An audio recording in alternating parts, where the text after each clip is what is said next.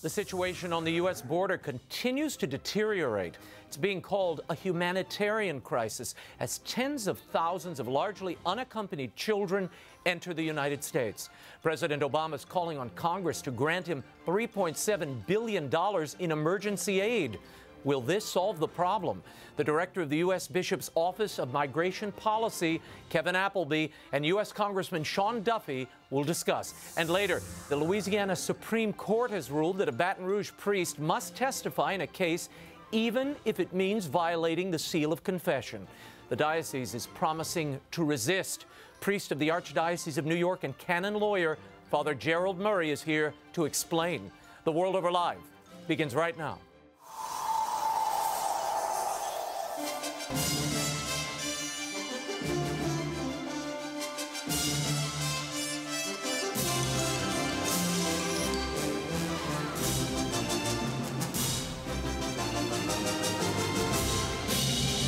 Now, from Washington, D.C., Raymond Arroyo.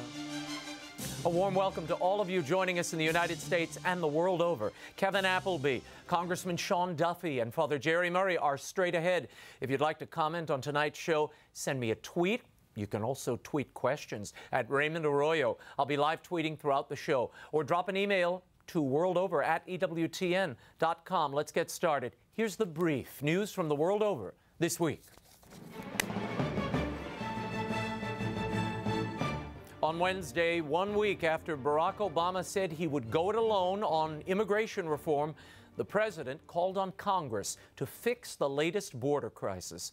During a hastily scheduled press conference in Texas, President Obama said Congress must act swiftly and approve his $3.7 billion emergency spending request. The money would hasten deportations, beef up border security, and hire new immigration judges. On the border, tens of thousands of children, some accompanied by a parent and many unaccompanied, are streaming into Texas, turning themselves into Border Patrol, knowing they'll be processed and released in the interior U.S. According to the latest numbers, nearly 60,000 unaccompanied children have crossed illegally into the U.S. since October.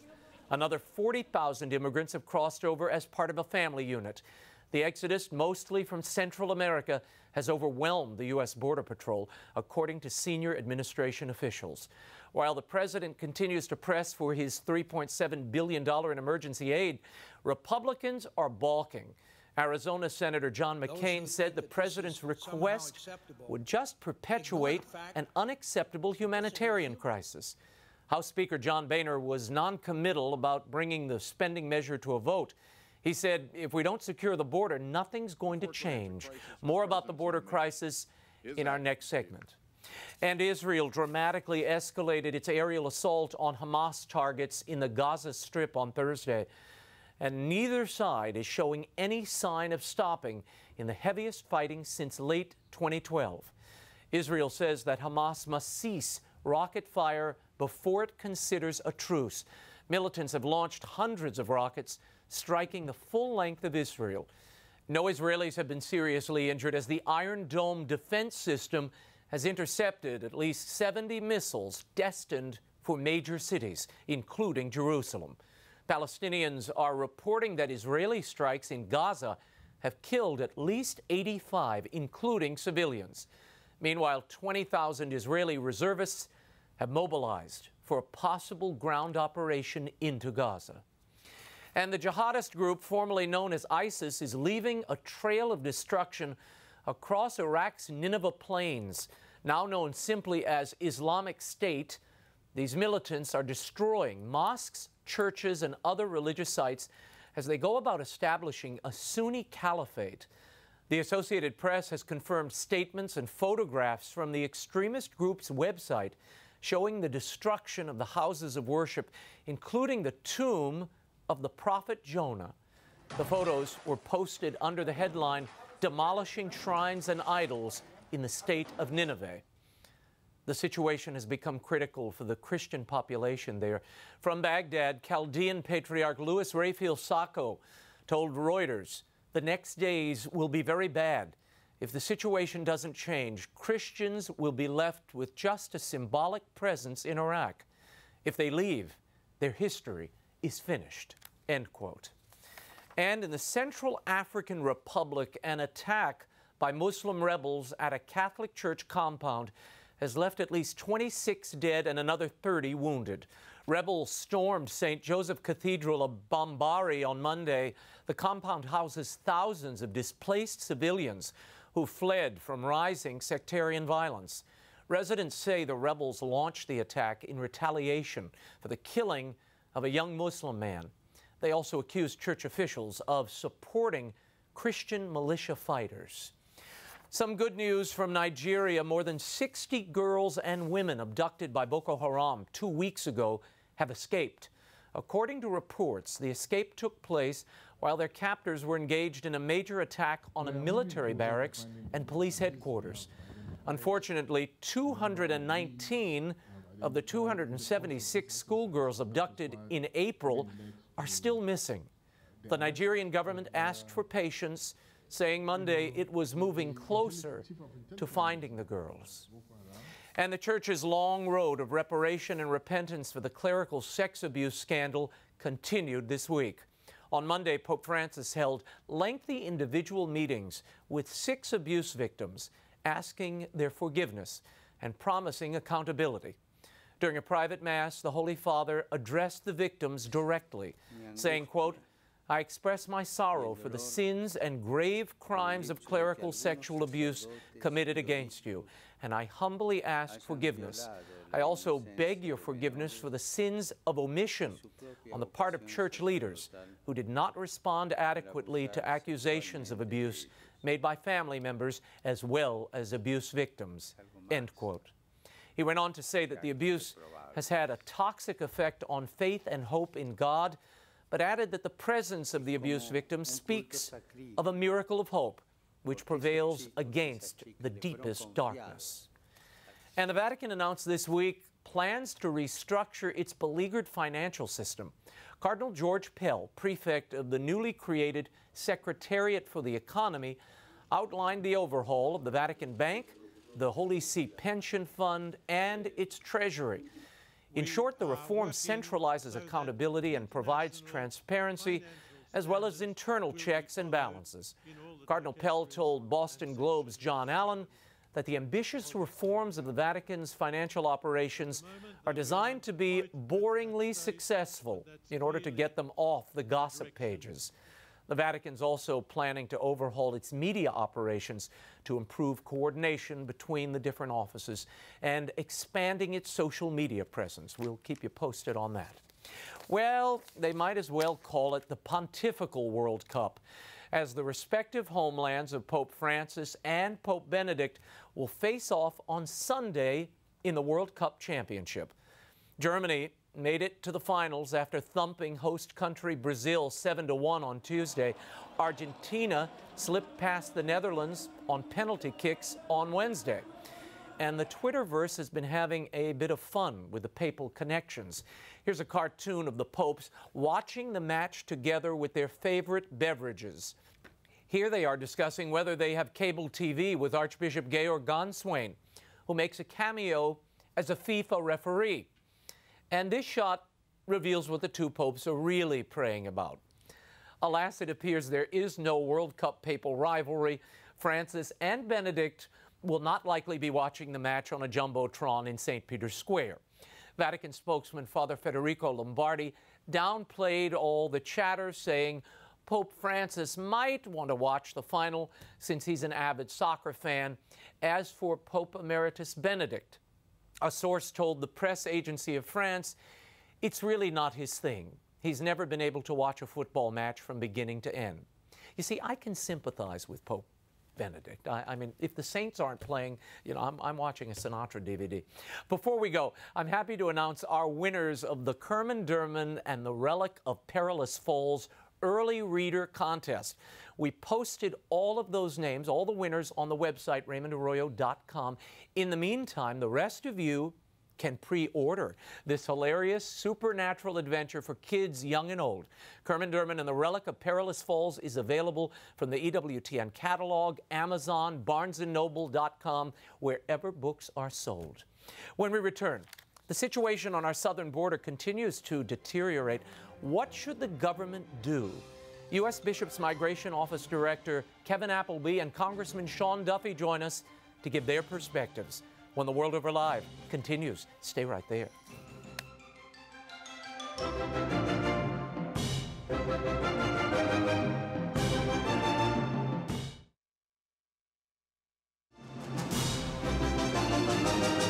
Now, once again, Raymond Arroyo. Welcome back to The World Over Live. As the immigration crisis deepens on the border, President Obama is asking Congress for $3.7 billion in emergency aid. He says that money will help care for the thousands of unaccompanied children and families flooding the southern border and accelerate deportations. Elsewhere, communities are objecting to the government relocating migrants to their towns and cities. But how to balance the concern for the poor with a nation's right to sovereignty? Here to shed some light on all of it is the director of the U.S. Bishop's Migration Policy and Public Affairs Office, Kevin Appleby. And next to him, the congressman from Wisconsin's 7th District, Sean Duffy. Thank you both for being here. I want to start with what we're seeing and the way this is playing out. What is fueling what is double the number of unaccompanied minors and people coming across this border than we've seen at any other point in the last few years? Kevin, I'll start with you. I think it's a mixture of factors. There's the ongoing push factors of poverty, and some children are coming to rejoin families. But the straw that stirs the drink is violence. The violence in these countries has grown because the organized crime networks have grown in Honduras and in El Salvador, and children are being targeted by these gangs to be recruited at risk of their lives, or to be recruited as, if it's a young girl, as their girlfriends. And parents are faced with a terrible choice of either keeping their kids there and they have a chance of being killed, or sending them to the U.S. to a family member for safety. And that's really what we're seeing.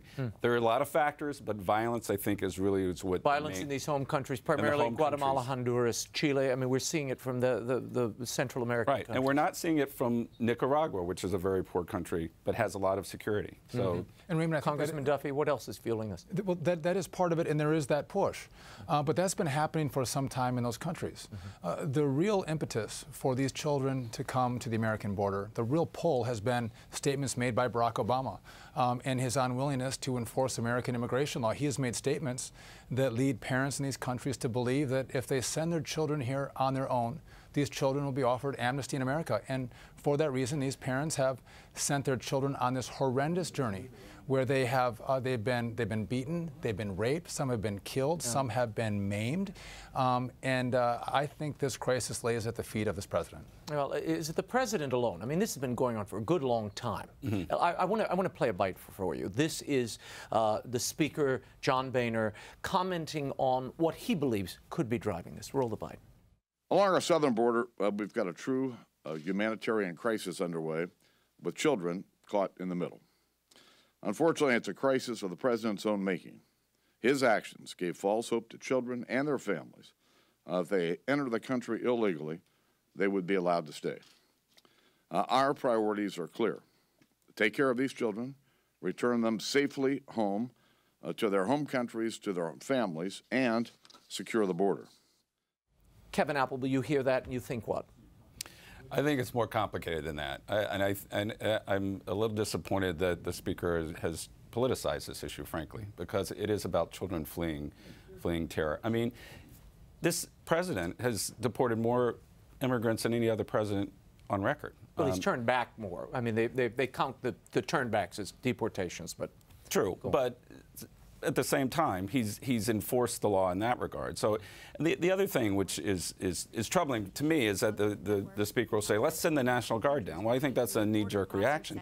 These children are coming and they're jumping into the arms of the Border Patrol. They're not evading the Border Patrol. They're not getting into the interior. They're coming and they're being intercepted. So throwing more Border Patrol agents on the border is not really the answer. You should have more child welfare specialists, frankly, down at the border. But Kevin, doesn't that seem to lend credence to Congressman Duffy's argument earlier that they're handing themselves over the Border Patrol because they believe, and the message has been conveyed somehow, that if you just make it over the border, citizenship couldn't be yours, particularly as a young person. I mean, when I saw this number, the number of 53,000 unaccompanied children, what it takes to send a child alone, and we're talking little children across a border.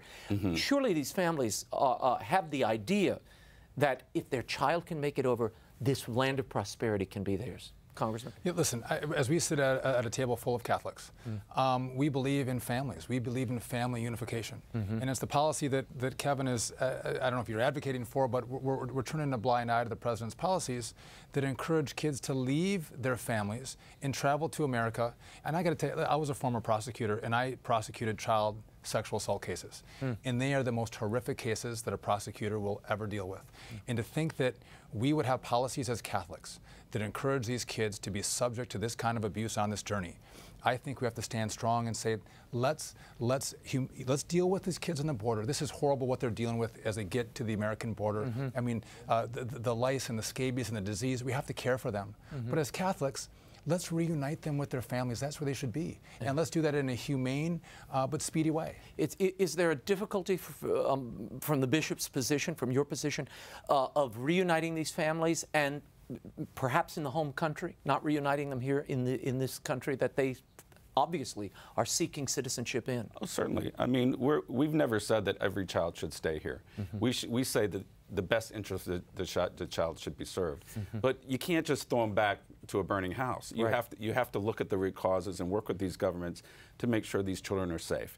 Catholic Relief Services is an agency of the Catholic bishops. They do great work with youth in El Salvador, and they have a program that invests in these youth, give them employment, give them training, mentor them, and they don't migrate.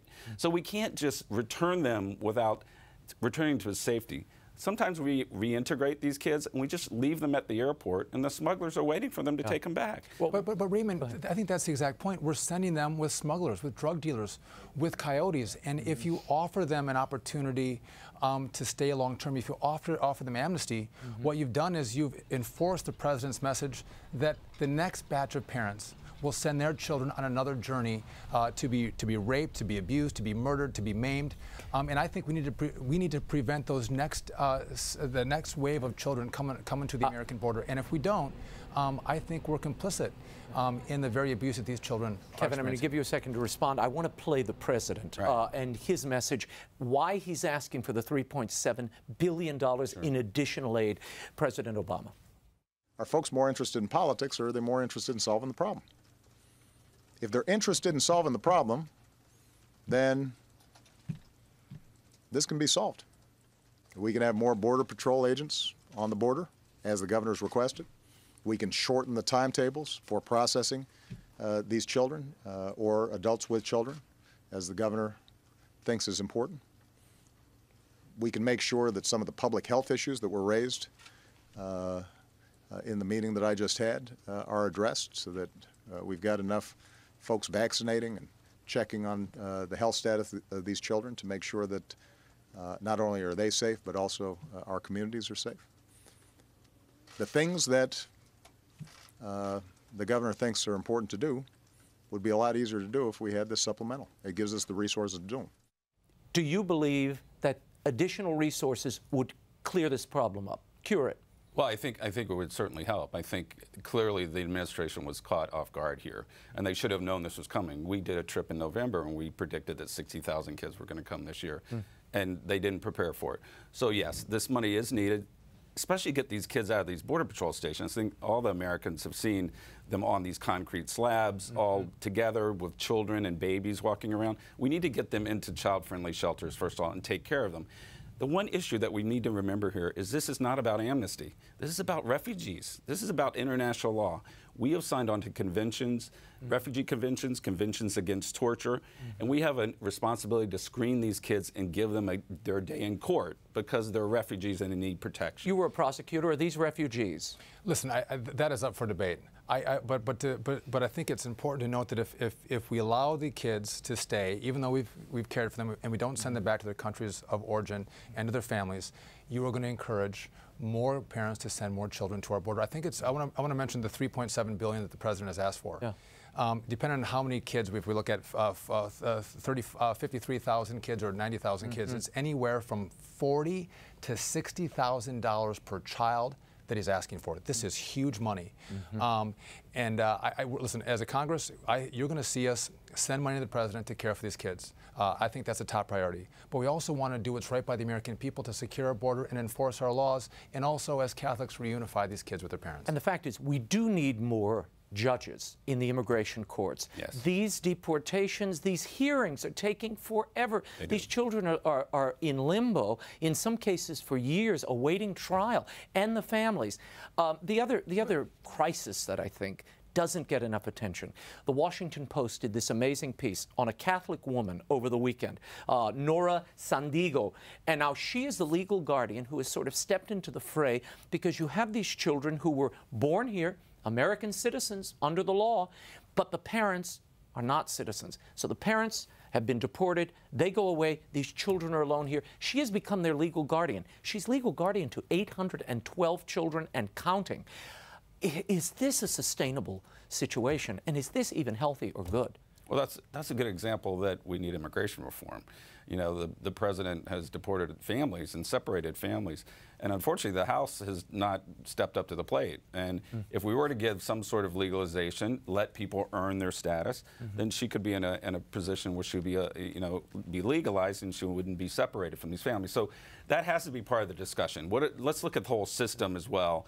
That can help solve this problem. Should the birthright, just before I get to your Congressman, should the birthright citizenship be reconsidered in light of this crisis? I mean, one woman representing all these children, 812 children. If anything happens to them sexually, if they get involved in crime, it's on this woman's head. And she's representative of children, legal guardian to children in 14 states. Is this something we should be encouraging? Well, I don't know if birthright citizenship is the reason that this is happening. I mean, the evidence over long term shows that that's not really a pull factor for women. I mean, it happens, certainly, but it's not an overwhelming factor. There's been stories of hotels set up so women can basically give birth. And if you do that, you punish the kids. You know, you give them no future. They become stateless, frankly. But isn't that part of the draw? Isn't it the dreamer, the constant mantra, we have to give these people their dreams, they're just as American as we are? Wasn't that part of the lure that brought these children and encouraged these families to send their kids in the first place, Congressman Duffy? Yes, but I have to point out the hypocrisy. In one argument, Kevin says, listen, it's all about family unification in regard to immigration reform. And family unification. But when I bring up family unification for these children who've come up because of the president's false statements about amnesty, then it's family unification doesn't really matter so much. If we believe in family unification, let's stand together as Catholics and support families, whether they're in Guatemala or they've come to America. And listen, how do you start to resolve this problem? We need congressional action. We do need some money. But the president caused this problem by making bold statements about how he was going to have executive action in regard to immigration reform.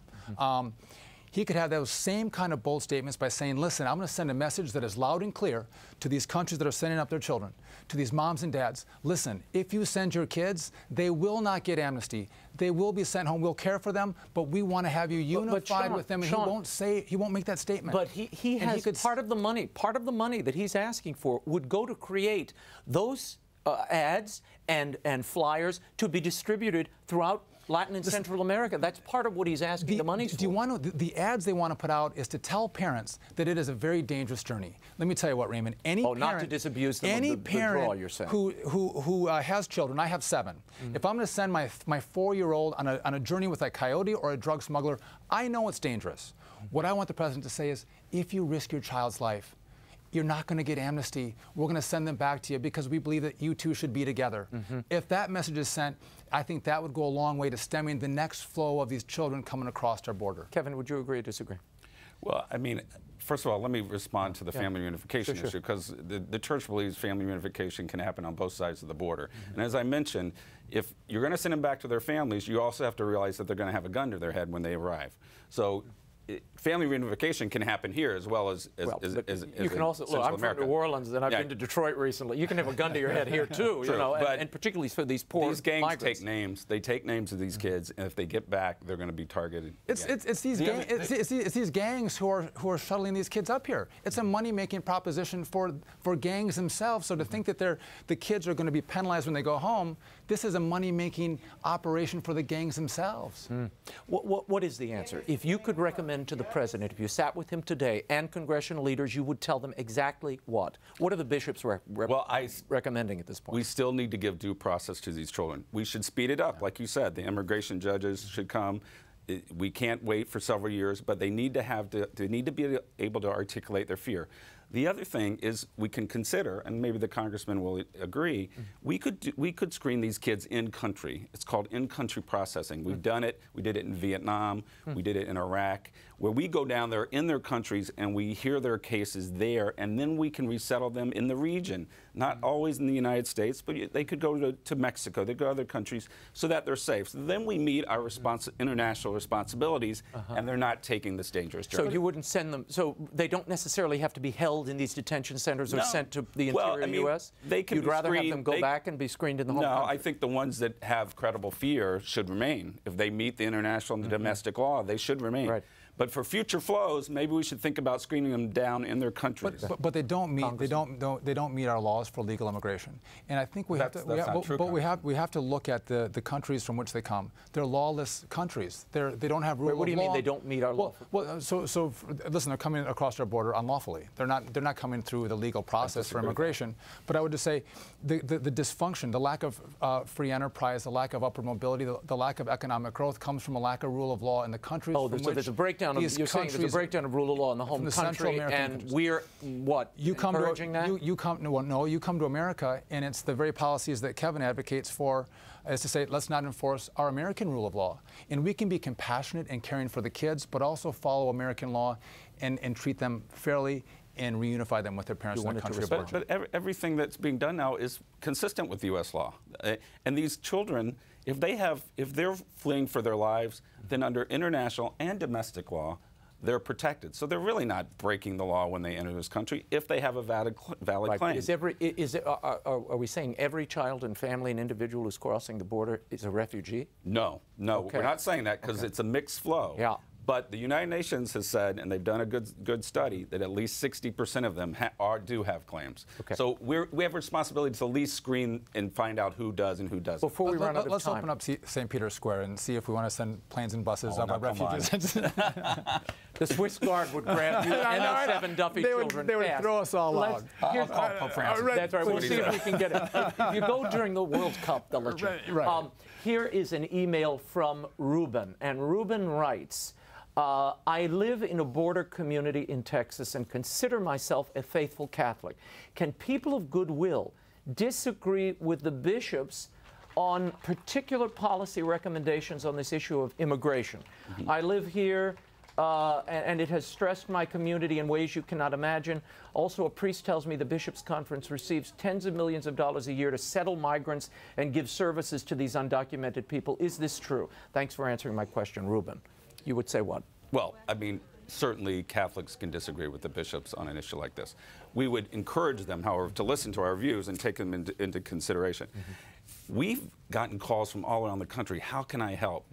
How can I sponsor a child? So the whole story isn't always told here. There's a lot of support out there for these children. There's a lot of compassion for these children. And there should be. And I mean, I've always said, I mean, quite apart from what we should do politically or otherwise, it is the Church's place and each of our places to care for human beings, however they got here, wherever they're here. I mean, that is our responsibility. Whether the government should be compelled or create a situation that compels government interference, that's another issue, because there may be an attractiveness being set up, a materialistic attractiveness that I frankly am concerned about.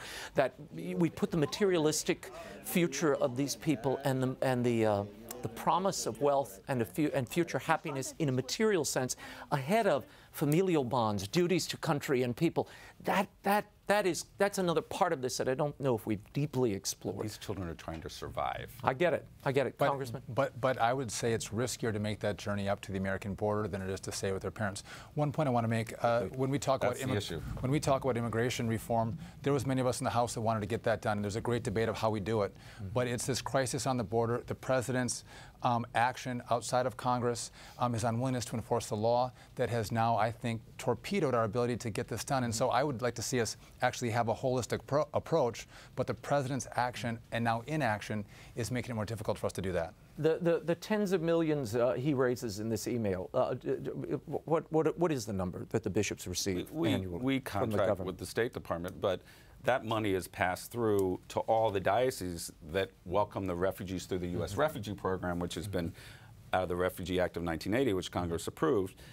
60 to 70,000 refugees come in a year that are overseas, and we bring them in and we help them. So it's not like we're getting rich off this. No, it's illegal services. It's human services to the poor, helping them navigate the system, all of that. And what we're seeing on the border is equivalent to a refugee situation like in Syria or in Jordan. But the Americans aren't used to seeing this. That's why it's so unique. They're not used to seeing a refugee flow coming across the U.S. border. Should foreign aid be used to compel these allies and friends in our southern neighbors to clean up their act and help create a hospitable situation for their own people? Listen, absolutely. I mean, I think we have to use resources, whether we're cutting it back to encourage them to control their own borders or to incentivize economic growth and more opportunities in their home countries. I think that's a real positive.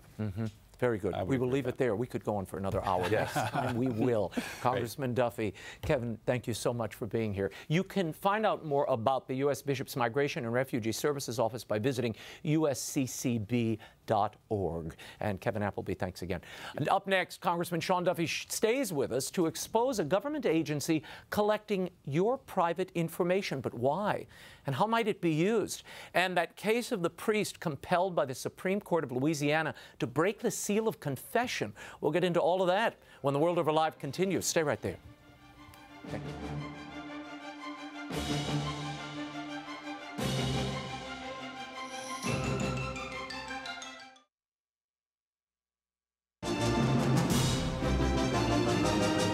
Now, once again, Raymond Arroyo. Welcome back to the World Over Live. Our personal information is being compromised everywhere with catastrophic results. Social Security numbers, addresses, credit and banking info. Now it appears that a little-known government agency has been collecting much of your personal financial information under the guise of consumer protection. Do you feel protected? Here to share what he's uncovered about the Consumer Financial Protection Bureau, please welcome back to the desk, member of the House Budget Committee and Committee on Foreign Affairs, Congressman Sean Duffy. Sean. Raymond. Now, where did this group come from? This sounds like something that's to our benefit. It really does. It was created in the 2010 Dodd-Frank legislation. Okay. It's a new agency that is very powerful, unaccountable to Congress. They don't get their funding through us. They get it through the Fed. And they are going out there collecting a lot of information that Americans don't know about. Their stated purpose is what? To protect consumers. From fraud? On the financial sector. It's the Financial Consumer Protection Bureau, the CFPB. Okay. I want to go back because you found that this group began contracting, this Consumer Protection Bureau was contracting with an outside group to collect information. What sort of information are they in possession of? So we first found out that they were collecting virtually every credit card and the data on that credit card in America. 850 million credit cards. You probably have more than one, Raymond. That's why there's 850 million. Thank you. 51. 51. That's right. And the problem is, most Americans, if you ask them, are you okay with this agency having your credit card information? Most Americans, who this agency is supposed to protect, would say, no, that's personal information. I don't want you to have it. Now, we want them to be able to sample data quickly to look at the market and make good rules and regulations. But they're taking all of it virtually, Raymond. And they're holding this granular data. And they're holding it. Great concern. So I've introduced a bill. It made it through committee. It's passed through the House to make this agency actually ask the American consumer, to which they're supposed to protect, for their permission before they collect their data. Now, they also are monitoring bank transfers, and there's There's no consent necessary? No consent necessary. Well, so what happened is we found out that they actually have gone a step further. They've teamed up with FHFA, the Federal Housing Finance Agency. Okay. And what they're doing is they're putting together a mortgage database. For what purpose? Well, that's a good question. For what purpose are they collecting all this information? But what's more troubling is what are they collecting on the American citizenry? They're collecting your date of birth, okay, your social security number, your race, your religion, the coordinates for your home, the number the GPS coordinates for the house, the age of your children and the number of your children. Listen, and they have all your banking transactions and purchases. They have a majority of those as well. And so our question is, why do you want all this information on the American citizenry? Think over 200 years ago, our founders pushed back to protect the American citizens from an invasion of their privacy, a protection of their privacy within their homes. And our federal government has gone multiple steps further. Think of how outraged Americans were when they found out that the NSA was collecting information on their phone records and on their emails. You can get far more information about who Raymond Arroyo is by how you spend, when you spend, where you spend, and how they use it is the question. So they can basically track your whereabouts by seeing your spending habits and tracking your charges. Absolutely, and they can find out what makes you tick by how you spend. Okay, so let's say I'm going to play devil's advocate here. Play it. So what? So they've got all this information. NSA has all this other, all of our internet and telecommunications contacts, all of that data. What is the danger of this group, this Consumer Protection Bureau, having this information? Well, they might say, there's none, Raymond. We're using this to protect you from big bad banks. Okay. But the question becomes, what if you have nefarious purposes for this data? How is the government using this data to impact you? We all thought the IRS is a great agency. It's, well, not a great agency, but it's using its power to collect taxes and revenue to help run the federal government. We soon find that agency is using this information and this data to target conservatives.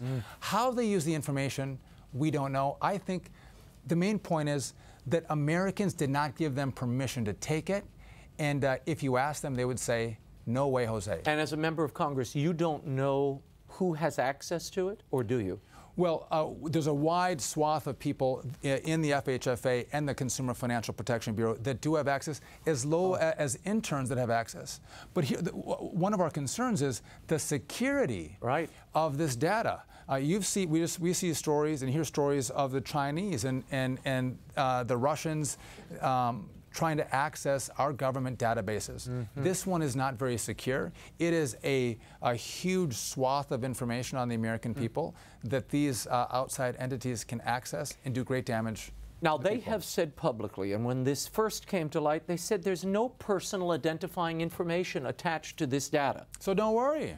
And then we found out that if I have your social security number and your date of birth, and the names and ages and the number of your children, and the coordinates, the GPS coordinates for your house, that is personally identifiable information, to which we said, how can you come in and tell us one thing, and a few months later we find out that wasn't true? Yeah. You haven't been forthright with us. Yeah. And I think, Raymond, if the American people fully knew this story about the information the government had on them, they would be outraged. The problem is the story hasn't been told. What can you do about it? Well, so what we've done is, I've done the one part with the credit cards. Okay. We're going to introduce additional legislation to try to stop these agencies from collecting this data and keeping it. And by the way, they keep this information in this new, the Federal Mortgage Database. Is this a hub? Is this one of these information hubs? Absolutely. Forever. In perpetuity. They don't scrub them. They don't scrub them. And it's one thing they said, we only took it for a month, so and how, we scrubbed it. So let's look into the crystal ball. How could this be used? Do you see a political end here? Could political campaigns tap into this? Could an administration, now or in the future, use it as a way to target enemies or to discern facts about a particular person? Listen, we've seen government agencies being used for political purposes.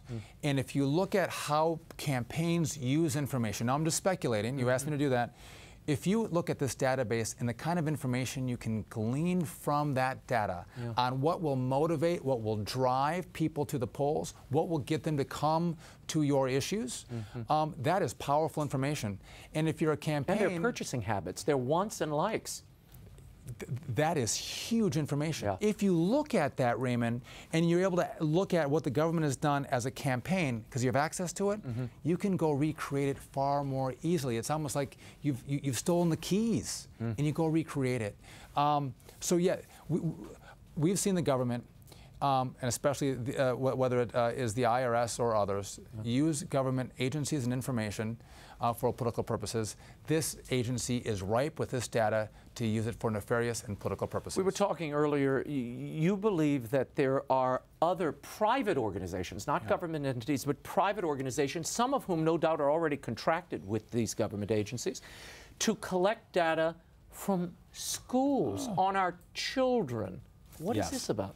Well, so I'm a father of 7, so this concerns me. We just talked about what the government is collecting on us, but this is now we're going into the private sector. Many parents and grandparents don't know that the schools to which their children go, Public schools or any school? any school, public and private, will contract with an outside company, say Google, and they'll contract for an information system that'll help manage all the information of the children in the school, and they get it for free, Raymond. But if you read the fine print, it really isn't free, because the companies that give the information system take the data on the kids, and they'll get test scores, they can get grades, they can get attendance records. You might go, well, that's not that big of a deal. But they can also get, what are the disciplinary actions? What are the family relationships? Private information on our children. And oftentimes, Raymond, the schools don't know, but the parents don't know that their children's information is being mined for marketing and research purposes. And this could come back and bite them later when they're seeking employment, even with the government. Well, this could be a little Johnny, of information. has disciplinary problems in 4th and 5th grade, and maybe not so wonderful grades.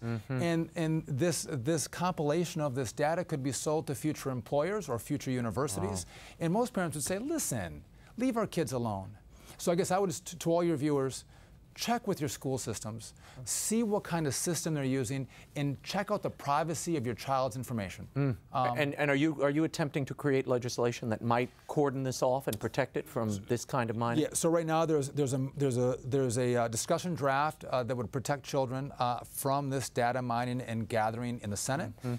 There is an exploratory group working in the House to get this right, because again, parents don't know. And again, as parents, we want to protect our kids. You can come after us, especially if we have agreed to it.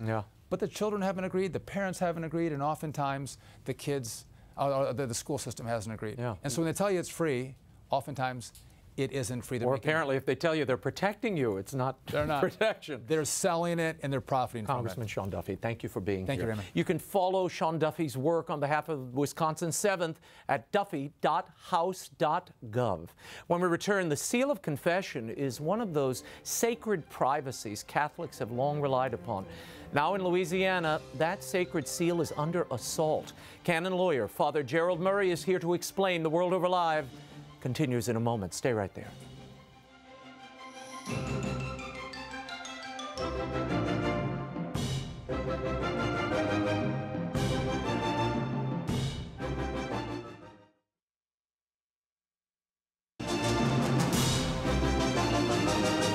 Now, once again, Raymond Arroyo. Welcome back to The World Over Live. A controversial case came to light this week in Louisiana. The state Supreme Court issued a ruling against a Baton Rouge priest, Father Jeff Bahi, compelling him to testify in court about his knowledge of a sexual abuse claim.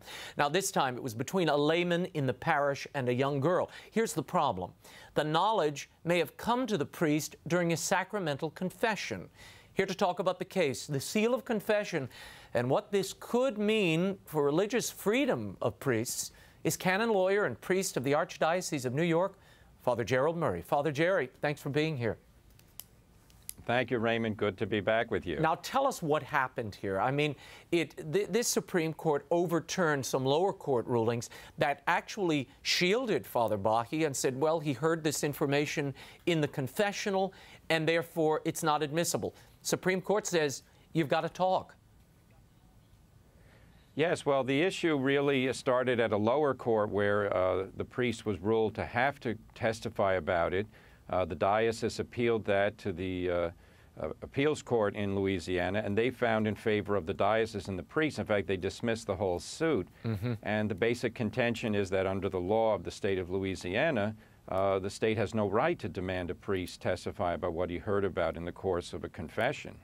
Let's get into a little bit of the details of this case. This was a young girl who she apparently, allegedly, went to confession with Father Bahi, shared some details of this relationship that she was in with this older man in the parish, and now she's alleging that he should come forward and, I guess, confirm her allegations. That's what they're looking for.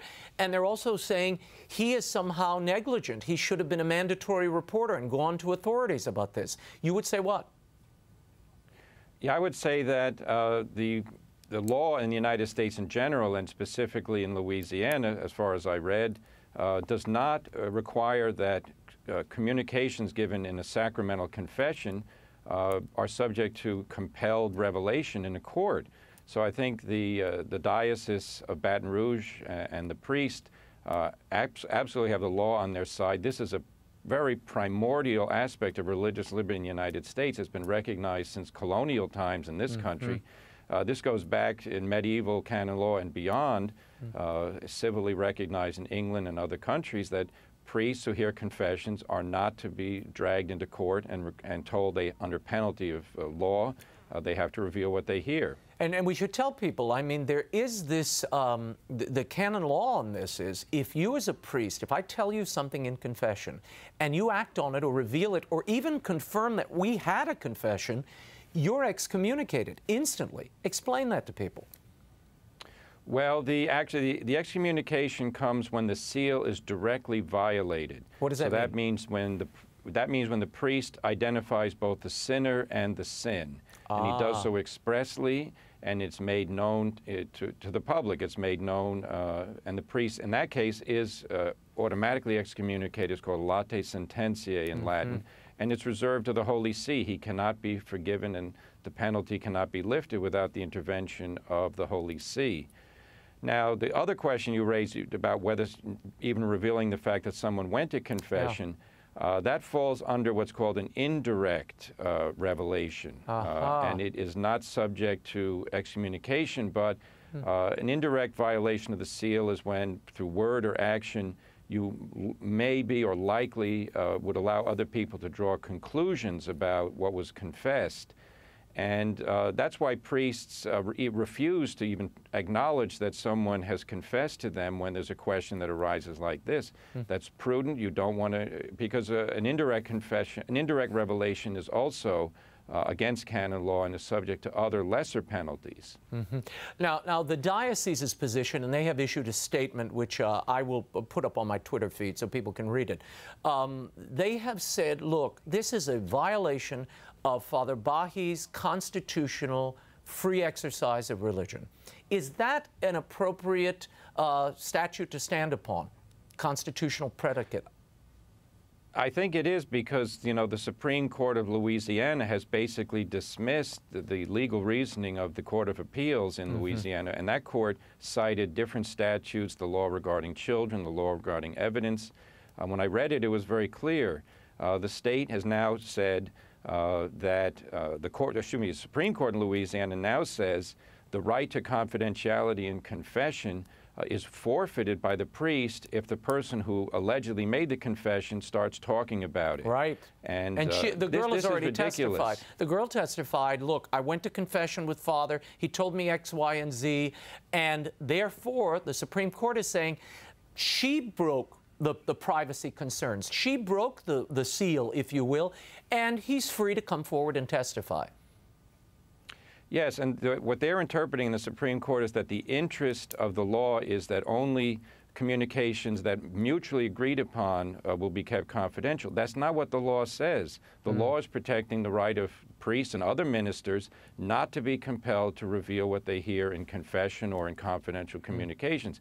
This is basic to our constitutional order. Religion is not subject to the state regulation. Religion is granted liberty. That liberty is recognized by the Constitution. When it's violated, we have recourse through constitutional appeal against these types of offenses. Do you see this as a religious liberty crisis, something that could potentially evolve into such a crisis?